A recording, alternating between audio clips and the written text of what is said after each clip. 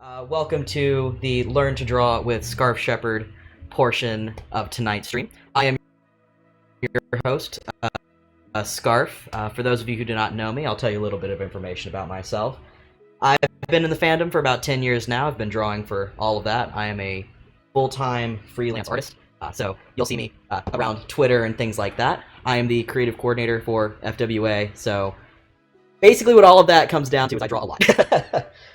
A couple years ago, I did a short little thing with some kids locally where I would teach elementary school kids to draw, and that was super fun to do. So I'm hoping that I can bring that on to you guys. So generally, the art shouldn't take too terribly long. We'll be doing a headshot of a character, and after that, I'd be happy to do some doodles while we do a Q&A type stuff. Let's see here. So what we'll probably be starting to do is probably a 3/4 view of a canine character, just because those are going to be the most common that you see. So, let's see here. If you guys are wanting to draw along with us, just have a piece of paper and a pencil along with you. All that good stuff, and of course after the stream's done, please feel free to send it to me on Twitter, all that good stuff. I'll absolutely love being able to hear people and be able to see their art, more importantly. Let's see here. I'm going to keep double checking chat in case there's any problems, as I don't stream too terribly often.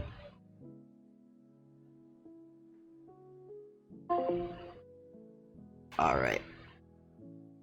So, assuming you guys all have your pencils and paper ready, every single time I start with any sort of drawing, it always is with a circle. You don't want to use your wrist, you don't want to use your elbow, you want to use your entire arm just to do... Just go over it a couple times. You're never going to get a perfect circle on the first try. Just something nice and simple.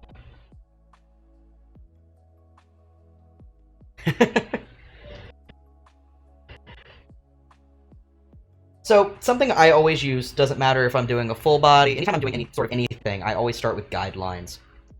Guidelines are going to help just be able to place everything properly on the head, as well as line everything up in the proper way, and also help with proportions.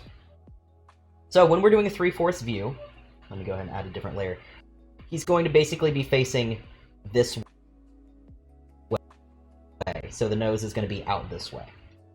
So with that, with your guidelines, you're going to start up top, and just do a nice curved line through the center. But you'll want it to be slightly off-center, off to the left over here. Just because if it was in the center, he'd be looking right at us. So that top line, what that is going to do is help give you the middle of basically the vertical middle of the face. Let's give me 1 second.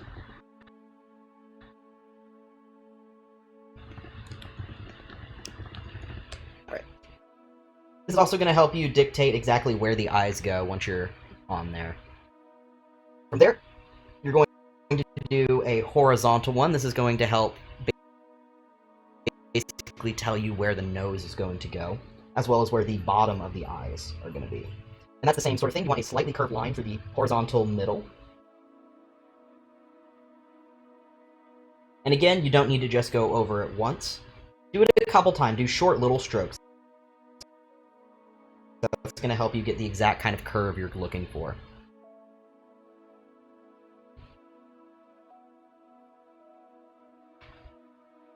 So, just because I'm doing it digitally, it's going to be a little bit easier for me to make some parts, lower the opacity on it, make it a little bit easier for you guys to see. If you're drawing on pencil and paper, don't worry about that. This is just so I can make it a little easier for you guys to see what's going on. So the thing with a lot of pieces of art that makes it a little bit more... what a lot of people don't think of when they first start drawing is to take everything as basic shapes and form that into an animal. Especially, first, because we tend to draw animals. So with that, you want to think of the muzzle as a very square shape. So from just slightly off left of that bottom line, take a line, bring it down.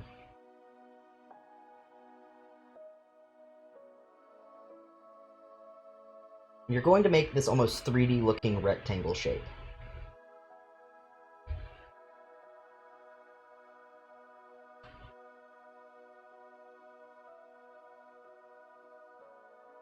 And if it helps you visualize it, you can even complete it off like that. I always tend to curve mine at the top there just because it helps me visualize the muzzle a little bit easier.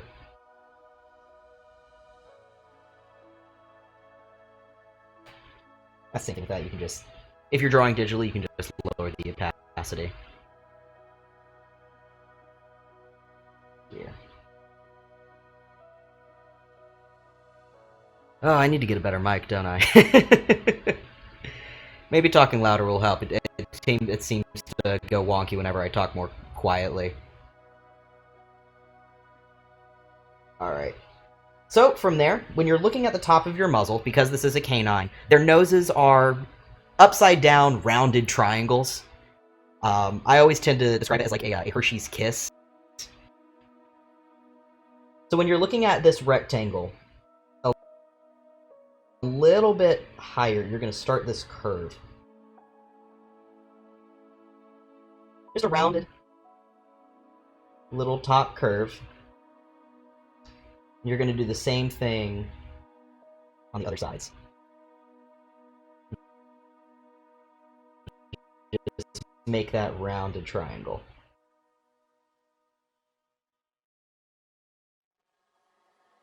And again, with this, there's no real reason to use an eraser, especially when you're doing a simple sketch like this.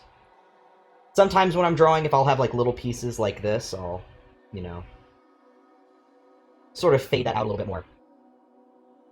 But especially when you're doing these guided parts, that's not necessary.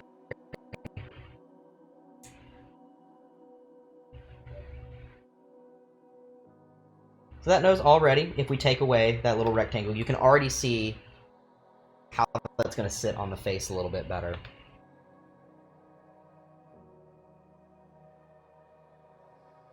Let's see here. Alright. So when you're doing the mouth, especially since this is a canine, you're going to have the center portion that comes up towards it. I always start with the side closest to me. And that's going to be angled down. You're going to go just through the middle of the mouth right here. And come down and hit that bottom portion. Also, just letting you guys know, bear with us as the audio is going to be slightly in and out. It is most likely due to the weather in my area as it is storming really badly. So hopefully we'll be able to fix that out as the weather sort of clears out. As for now, I'll be drawing a little bit slower in hopes that at least watching it will be able to help if the audio is still going a little bit weird.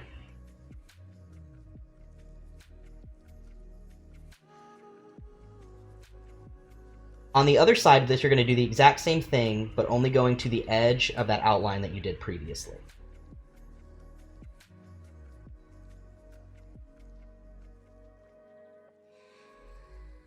So, I like doing very happy smiley faces. I enjoy drawing very just excitable characters. All my characters always tend to be very happy as long as I can help it. So we're going to do the same thing here. You're simply going to curve that line back up. Right about to where the size of the nose is.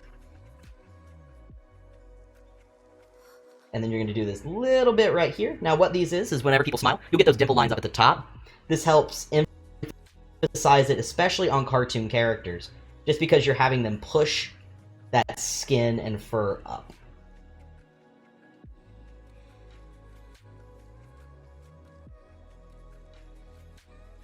I always like to double check my work just to make sure I'm following it decently well.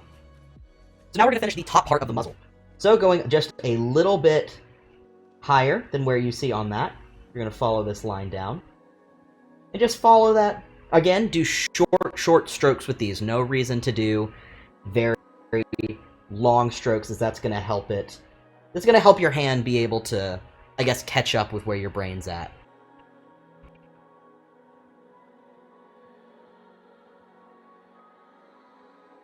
You'll want to stop that line right just at the same angle that the top of the nose is. Y'all are killing me in chat. I mean, hey, I'm always excited about art.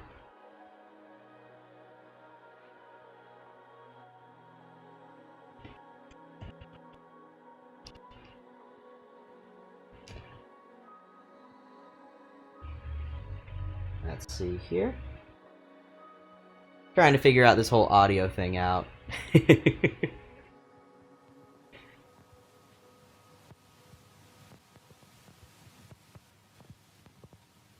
Alright, let's see here.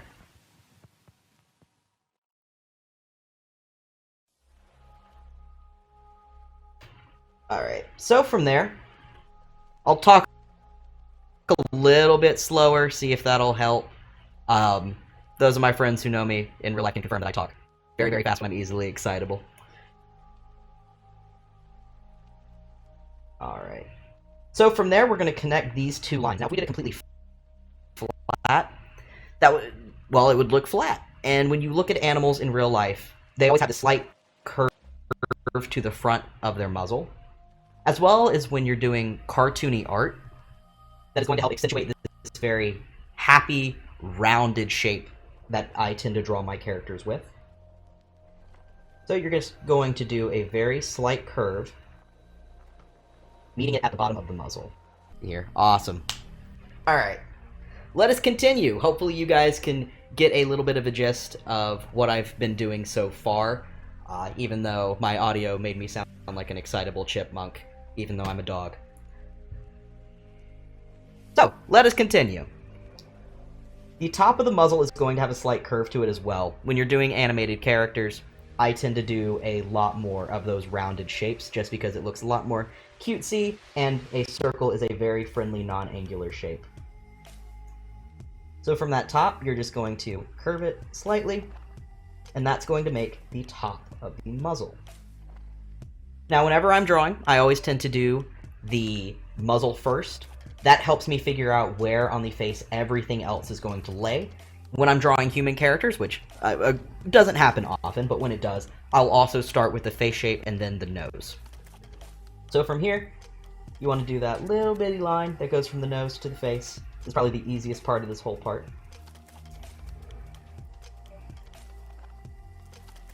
So from there, we're going to do the bottom of the muzzle. So where these two little lines connected, you're going to come down slightly, curve it around,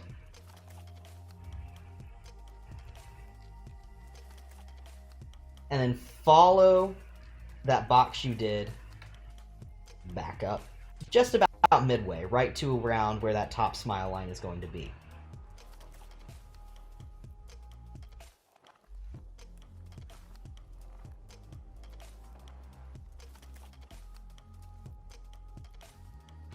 Alright. So I'm going to take away that little box shape just so you guys can see a little bit better what I'm doing, as well as lower this.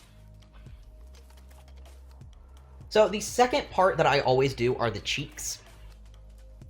Those are going to, especially when they're a smiling character, you want to make sure that you have nice accentuated cheeks, lots of fluff going on.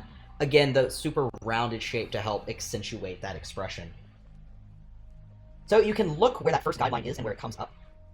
You can start your cheek shape there. Just a curve that's going to meet, not touch, but meet where that bottom line is. The great thing about doing cartoony art is you don't have to physically have everything touch and be 100% accurate to how it is in real life. Just because you can, I mean, why would you need it? Especially when you have it a neck attached, it helps fade everything together. So, here is the more difficult part. This is where you are going to make, or at least how I do it, is the top of the eyebrow shape. So, about midway between where your two guidelines are, and around on that circle, just going to make a slightly rounded down shape. Push that in until you get to that second guideline right there, and then curve that around and make another cheek.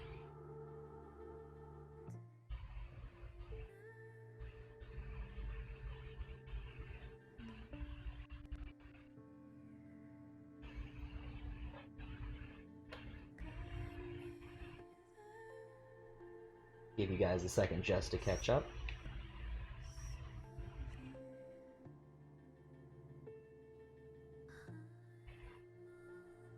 Now from here, we're going to help accentuate those cheeks a little bit more with some fluff. I'm going to lower the opacity in hopes that it'll help you guys when it comes to seeing what I'm doing. And here, you're just going to add some fur.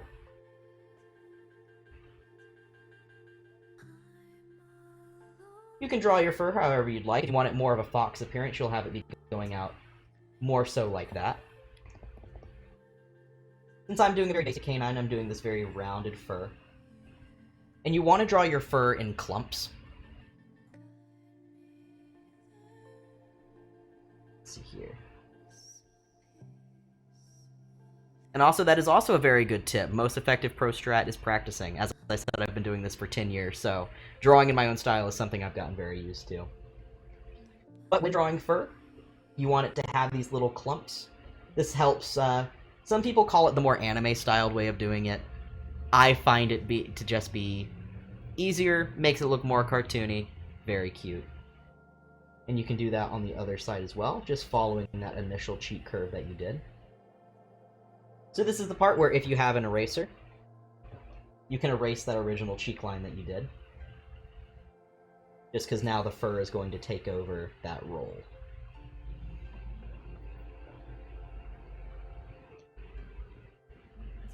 So normally I would end up like moving stuff around and shifting it here and there, getting the exact look that I'd like. However, just because I'm teaching you guys how to do this and I know a lot of you are doing it traditionally, not going to do so. So from here, we're going to do the ears. Now, this is another part that I've seen where some people have some trouble placing them just because it's such a weird, you know, where does it end? Where does it begin? I started by using a lot of references when drawing.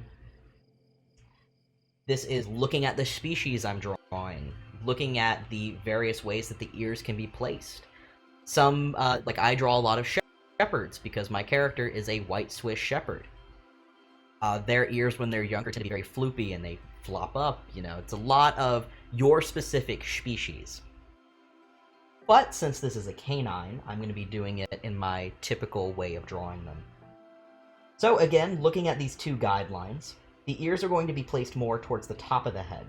So if you break it into thirds, such as 1, 2, 3, you can kind of see where everything's going to start being placed. So near this top 1/3 portion, go ahead and have a line coming up.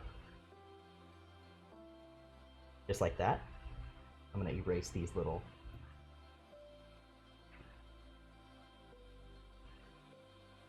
At the top, slight curve.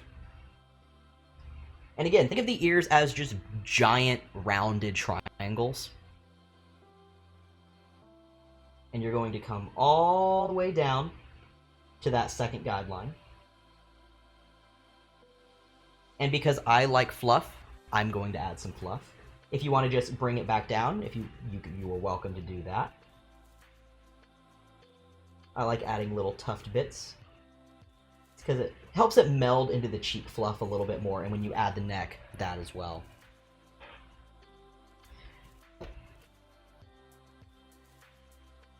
Howdy there, Rowley. And I would not erase the original circle. I use those completely to do the rest of the face, especially when it comes to the eyes. Now, I also add a little bit of fluff towards the end, because when you're doing a softer character, having those little bits of fur can help emphasize the ends of the lines and not make them look as sharp, help them fade into the rest of the body. So now for the inner ear, I'm going to do a very simple inside curve that comes up. Think of it like a very extended, wide S. And just continue that shape up, following the curve that you originally drew. and just follow that all the way back down. And then simply connect them.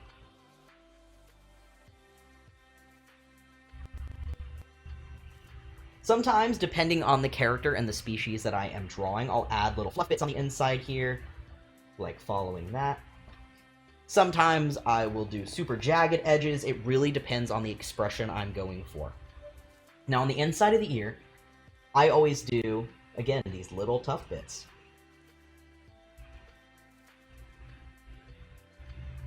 Sometimes I'll have them going opposite directions.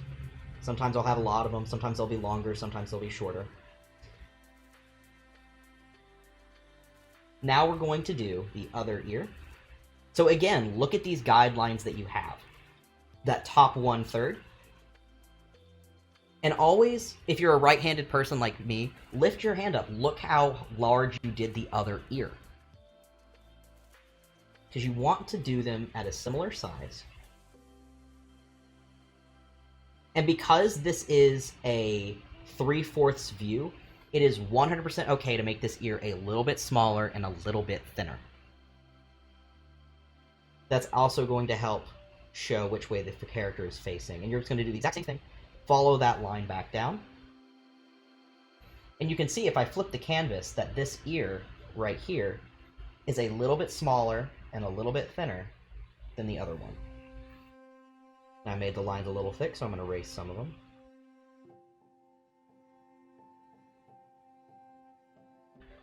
Because he's facing this way, I'm not actually going to draw the inside of that ear and pretend that it's facing out that way. So now we get to do my personal favorite part, where you can add a lot of personality to it. Again, I'm going to lower the opacity so you guys can see what I'm doing. This is going to be the top hair floof. This is, out of everything, probably one of my favorite parts to draw. Because if you have a more... depending on your character's personality, you can do a lot with it. Now, Conus, who is the cute little bleppy boy you see in the corner right there, who's my Sona, he has this very, very spiky hair because it's reminiscent of how my hair is and the way that I style it. Some people have these super big curls. This is where I want you guys to do however you see fit. You know, look at yourself in the mirror, think of your characters, all those good things. Try to put yourself into your art. So if you're wanting to do something very spiky, just do these short little curly hair twists. Something like that. You can also do very curly, where they curl up like this. If you're wanting to do a very basic, just kind of the top of the head, I do these short little spikes. There is also just super curls.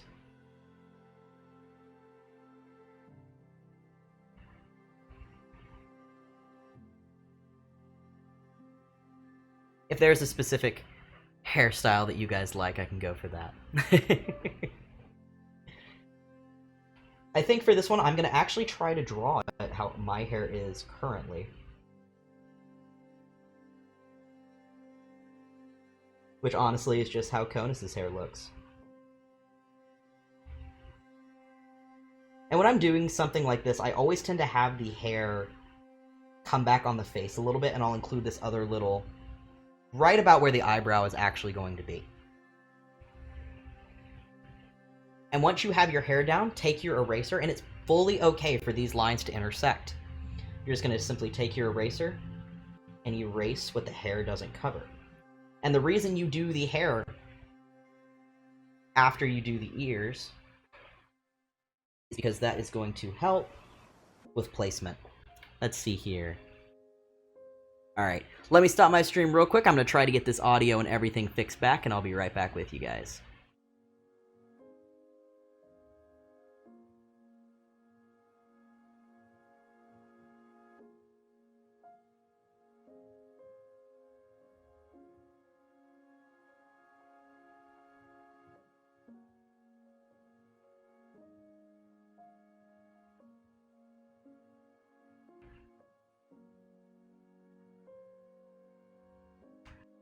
Alrighty.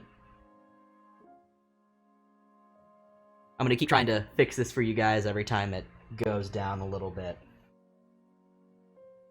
So, because I drew this character that has shorter hair, you'll see that I'll do these little blips of hair way more frequently than if I do super long hair, just because of the way hair will naturally fall on the face. So from here, we actually get to do the eyes. Now, many people have different styles of eyes. I was actually taught to draw by a Disney animator when I was younger, so I take a lot of inspiration from what he taught me. And one of the things that he told me was when you draw eyes, you want to spend the most time and the most effort drawing them, because those are the things that your viewer are going to look at first. Whether you think about it or not, naturally, you're just going to be drawn to look at the eyes. So, placement is very, very, very important. One of the reasons we do that muzzle first, as I stated, is it helps place everything else on the head, as well as where the eyes are going to go. So this bottom line is going to be the very bottom of where your eyes are. This is going to be the direct middle of the two eyes. So about just past midway of where this muzzle is, go ahead and go up. And do a slight curve towards the top. Now again, we're doing a very happy expression on the character, so you want to have these very wide and bushy eyes. You're going to have it stay open, but curve it down just slightly. Fall back down, and then follow that line, curve slightly, and bring it back to the other point. Now, one of the things I will do when I'm drawing characters is, because he's smiling, I'll have this little crook where the cheek is being pushed up, because it helps emphasize that smile, as well as my cheeks will do this when I smile, and it makes me happy to see characters doing the same, because I like putting myself into my artwork.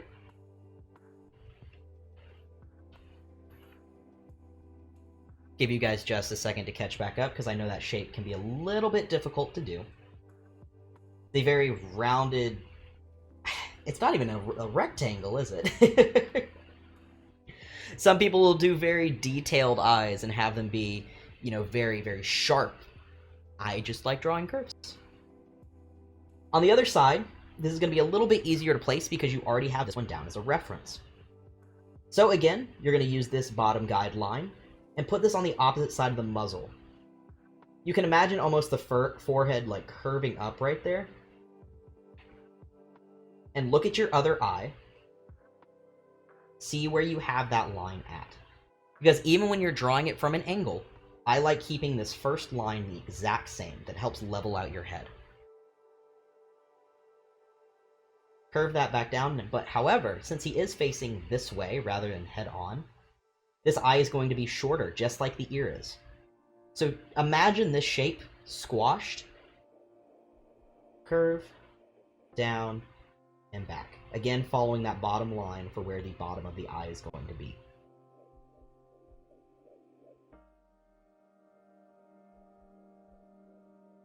And it's fully okay to erase little bits and adjust the shape. But when you do it all at once, it's going to help everything look a little bit better and a bit more, I can't think of the word I'm looking for. But overall, it looks a little more joined, I should say. So now, we get to do the eyebrows. Eyebrows are super fun. They can be super, super, super expressive, and I thoroughly enjoy doing them. You can do big, happy brows. You can do confused, cocky boy. You can do an angry smile. I like pushing the eyebrows. So if you have them happy, have them way up here, higher than they would normally be. If you want them angry, push them down onto the eyes and then erase that top portion. You want to exaggerate, squash and stretch your features. That's one of the great things about doing cartoony stuff. I'm actually going to have him do a little bit more of a cocky expression to kind of push that a little bit more. So this eyebrow, follow the curve that your eye does for this when you're doing a happy expression. And you can just fill that in.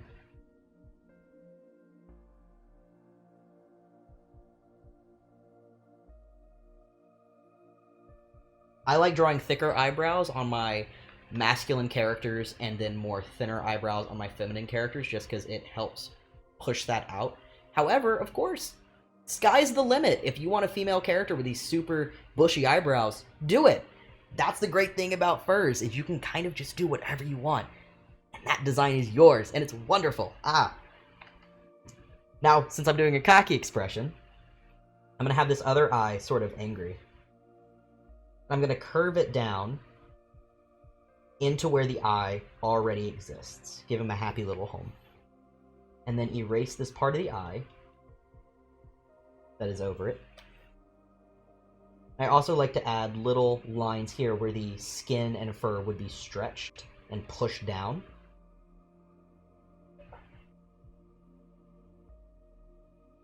Then from there, we're going to do the pupil. Well, not pupils, but the entire iris and pupil as a whole.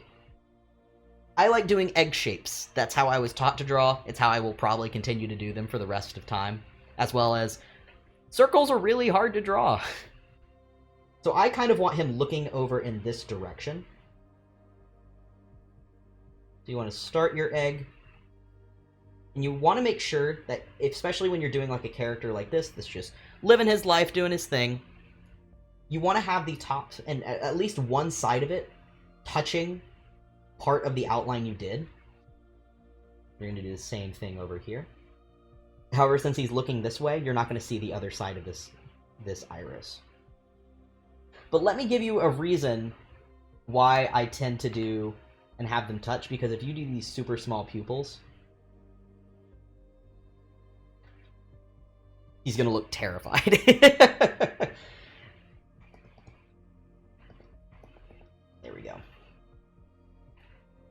So, whenever you draw characters, especially when you're doing cartoons, you have these big areas where the light just shines onto them, and I always tend to have mine facing upwards, especially when I'm doing sketches. And those are just going to be tiny little circles up at the top corner. Now, if the light source is coming from down here, the little shine would be down there. But since we aren't coloring or shading or anything like that right now, it's fine just to have them up there. And then follow that exact same egg shape just in the center. Have it touch the top of that circle you did previously. It's going to make them even look more bushy and bright. And same thing with this. Have it go on the corner right there. And now you can see that we have the eyes down. The character doesn't look as creepy, which is super great. Now we're going to do a little bit of shading. So on this nose, go from the one corner to the other, and just do a simple little curved line, and shade this part in. Now when you're shading with a pencil, go only one direction. For example, I'm going this slightly vertical, well, not vertical, I don't know what this is. It's like a crisscross shape. But going down in that one singular direction, left to right, that helps it look more concise. That's the word I was looking for, concise. Well, hindsight. And on this top, do it a little bit lighter, especially if you're doing this traditionally. I draw on a Cintiq 16, so it does really good pressure, so I'm easily able to draw that. If you're doing it with any other kind of tablet, just do it super light. If you are doing it with a pencil, then you have realistic pressure. There you go. That's super easy to do. From here, I like doing the eyes just to bring them out a little bit. So start darker up top, and slowly lift your pencil as you come towards the bottom. That helps fades everything together, and you can do it one side at a time like I do. As you bring that light, especially when I do regular characters, you can actually see on this that I did here. The eyes are darker up top, lighter towards the bottom.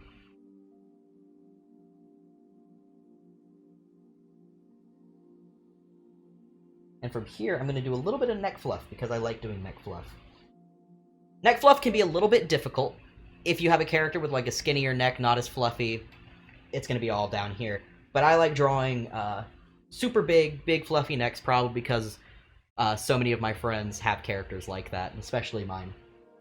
So just kind of imagine this top line here following this curve of the circle, and push that out. Come back in.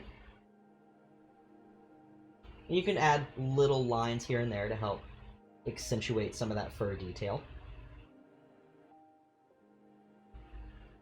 And as you come down, kind of curve it a little bit. Now I don't have too terribly much room on my canvas because I drew that head so big. Same thing with the neck. I normally have it go, especially with this way that he's facing, I have it go towards the center of his muzzle.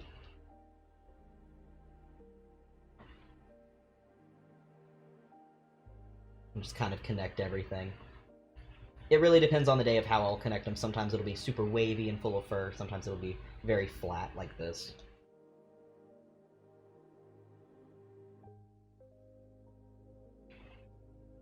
Now this neck, while we got the outside fur, looking a little bit flat, right?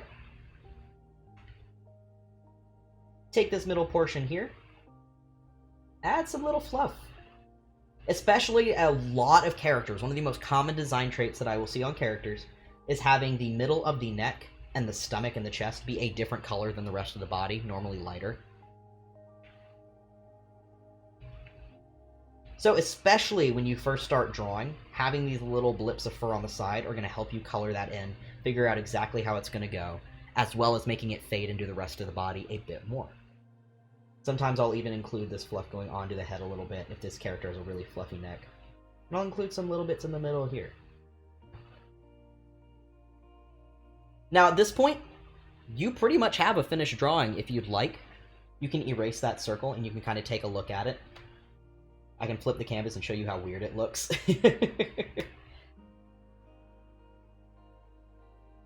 I like adding little details, and I can show you guys how to do those. Little whisker dots are super cute. And because he's facing that way, I'll do less on this side.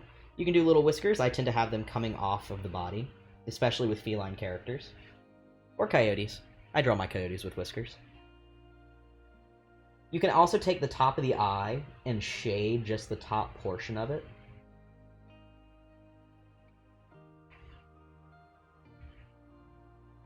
If you want to really accentuate that smile, do a little bit of floof right there. There's lots of little things to do. Now, the most important thing that I was taught when I started drawing by the guy who taught me how to is never forget to sign your work. This is extremely important when it comes to us posting our work on the internet. Art thieves are a huge thing that a lot of us artists deal with. And the best way to be able to curb that, write your name on it. I always tend to write it on the person, or the character. A lot of us will use our pseudonyms. I also tend to write the year. That was another thing that he taught me to do, is always write the year down. So many people will draw for years and years and years, and they want to see improvement. That is something I adore seeing online, is people's improvement over time. It helps motivate me, helps motivate younger artists. So when you write down the year, I tend to just do, whatever the year. Some people will write down the full date, all of that good stuff. But that's pretty much the essentials of how to draw a character. Always make sure to use those shapes to help build on top. If you had a hard time with the ears, when you're at the guideline portion like this, just hop on there, add some triangles to the top, like this.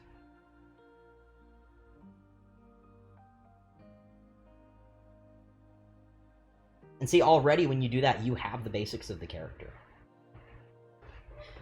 So, the time is 7:42, so we got a couple minutes left. If you guys want, feel free to ask some questions, give me comments, questions, concerns, all that good stuff. I'll be happy to sit here and, let's see here, pull up a page and just doodle some stuff while we do so. I'm happy to take requests because I tend to. Snowball says, thought my drawing was going to turn out bad. It looks awesome. Oh, well, I'm happy. I'm so happy that you like drawing. Keep improving, keep practicing. That is the best parts of drawing, is seeing yourself improve over time. I have art as far back as 2010, and whoo boy, I actually learned to draw when I was doing animations on Flipnote way back in the day. And that was super fun to do. I miss it greatly. And I made a lot of good friends who I still talk to.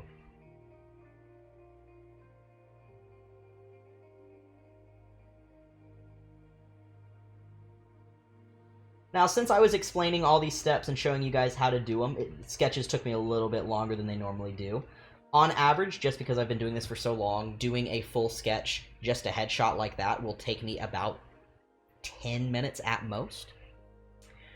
Any more tips for fur and fluff part? Let's see here. So with fur, let's just draw a quick pair of ears right here.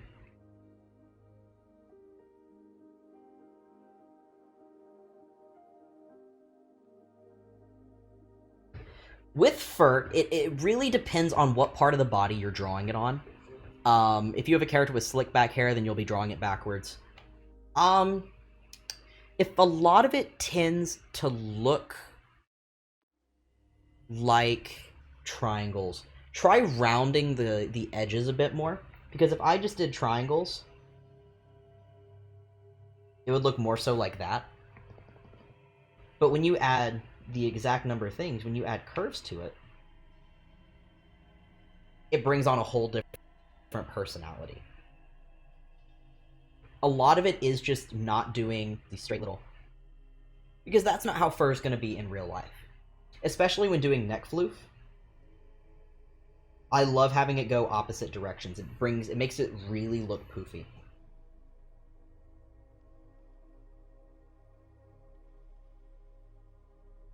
And really a lot of it is looking at artists that you like. See why you like their art. Is there a specific way that they draw their fur? All that good stuff. And don't trace. I never recommend tracing. However, I know with my art, and me specifically, because I can't speak for other artists, if you are wanting to practice by looking at my art, that is completely fine with me. I love being able to teach and help younger artists improve. That's how I did. You are... always ask permission from the artist. That's a big thing. Ask them, hey, is it okay if I use your art as a reference? And if I post it, credit them, all that good stuff. Never forget to credit an artist.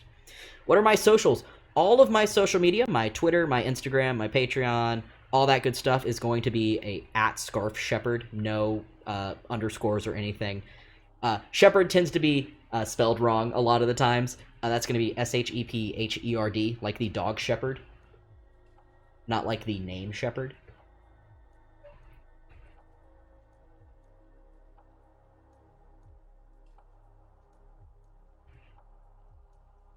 Normally all of my commission work that I do is going to be posted onto social media, especially Instagram. I'm still figuring out Twitter. All my friends made me get a Twitter, and I'm still very confused by how it works, but I'm getting there. Makes me feel old.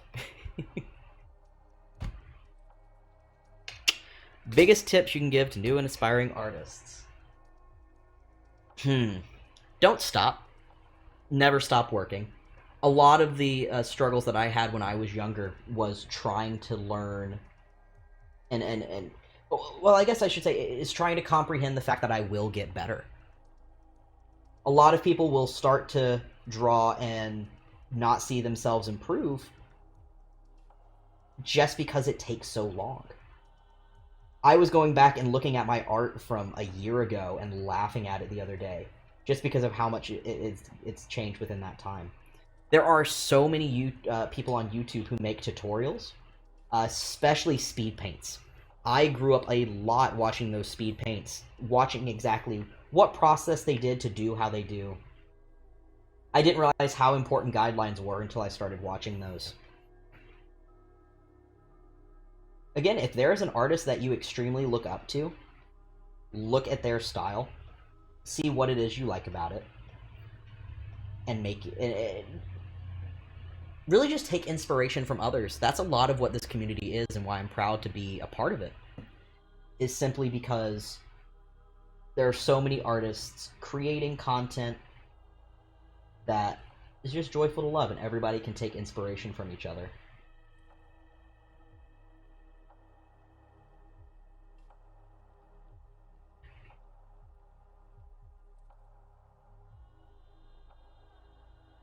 Especially the fursuit community, those have changed so much over time.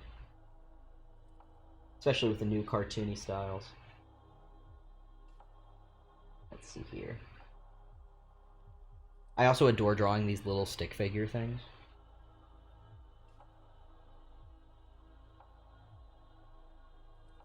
Another great way to really push your art is looking at Telegram stickers.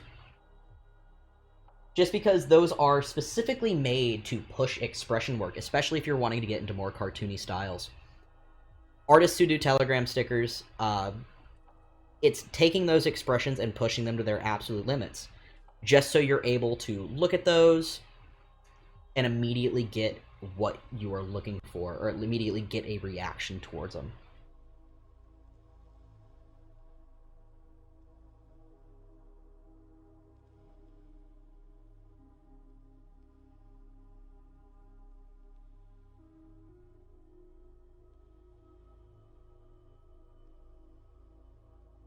Trying to think of other general tips that I could give.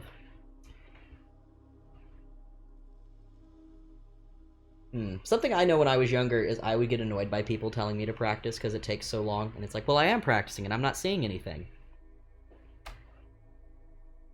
Understand that the artists who are telling you that are telling you that from experience. Now, there are some artists who are 14 years old who draw art that I could only dream of doing. And it is one of those things that it is a personal thing as well. Some people take years and decades to hone their craft. Other people can do it within a couple years. If you look at my art back from when I first started, oh boy. It's a lot of warrior cats.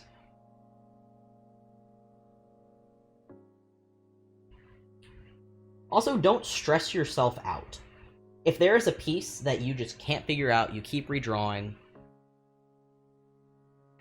take a minute to step away, either work on something else or go get a drink of water, watch a movie, and then come back to it. There's no rush when learning.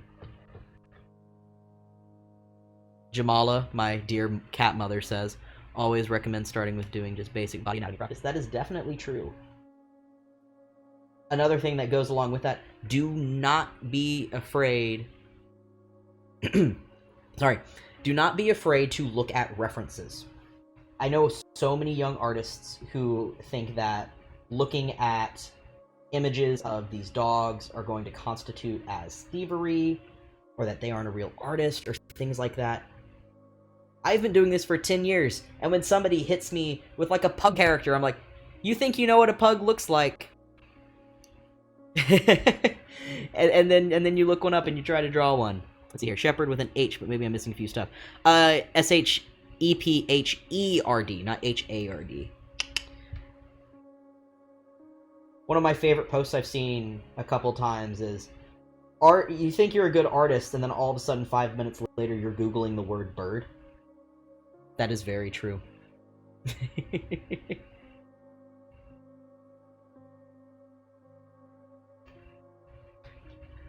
I love drawing eyes. Let's see here.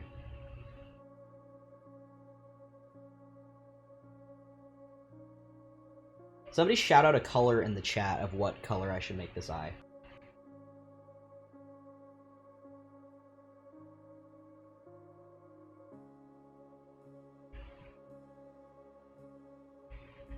Purple. Alright. I can do that.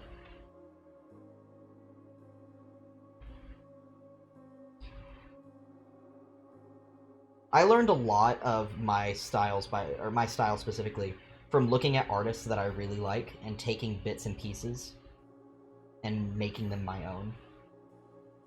And a lot of it just came from years and years and years of me doing nothing but drawing. There's my texture pen. There we go.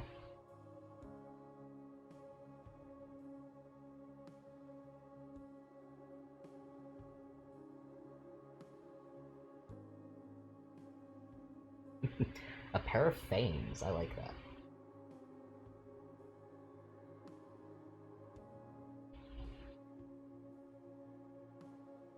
Fangs can be super fun. And then normally I just delete this layer and plop that in there because it takes way too long to fill that in. So when I'm drawing eyes,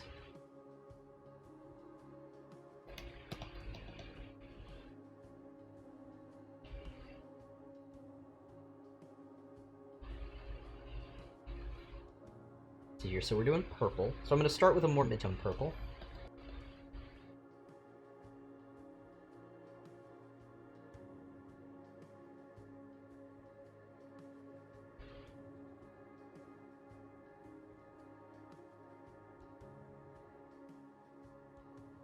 Alright, and it looks like we have about 6 minutes left, so if there's any other questions that you guys have, feel free to shout them out while I work on this.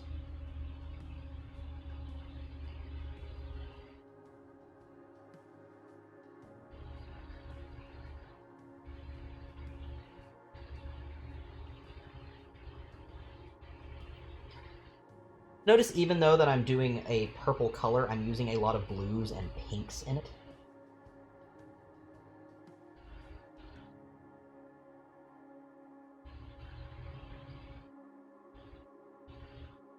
That's another thing about me. Whenever I'm doing like the colors of eyes, you will never see me use complete black.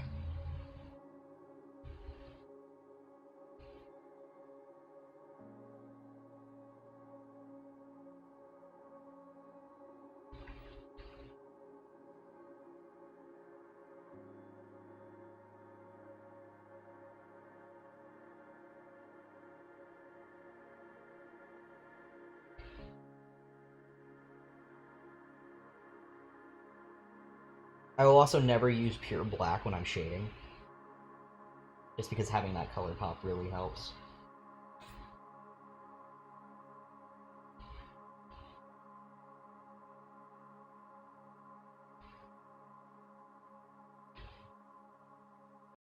Bam! Hi! I'm just gonna blend all this down to where it should be. Bam! Eyes are fun.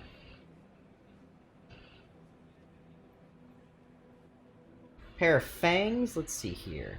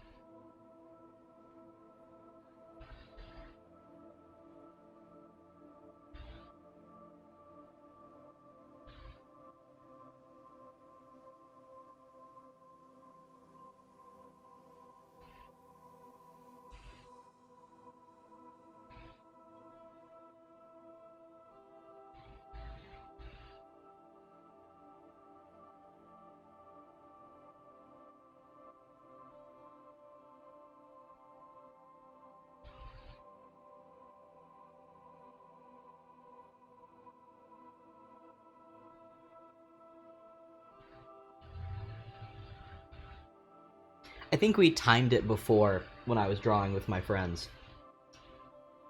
And I can do a headshot sketch in under 45 seconds, I believe it was.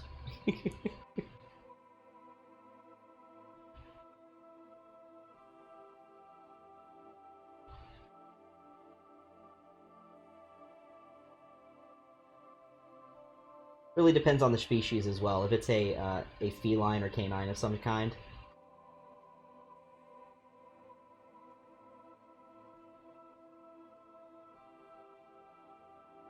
I do love drawing strange species, though.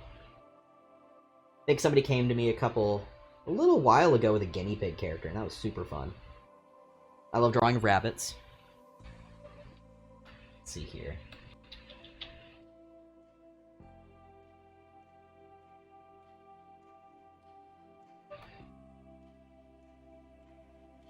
But yeah. If any of you guys are aspiring artists or are currently artists who are looking for a way to get out into the world, promote yourselves, things like that, feel free to contact me.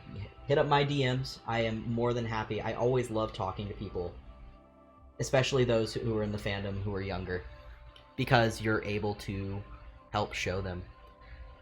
A lot of teaching. That's probably one of my favorite things to do. Let's see here. Ever draw a griffin head? Oh gosh. If I have, it was a very, very, very long time ago. I've drawn birds before. Lots of crows normally. However, it's been a very long time, if ever, that I've ever drawn a griffin.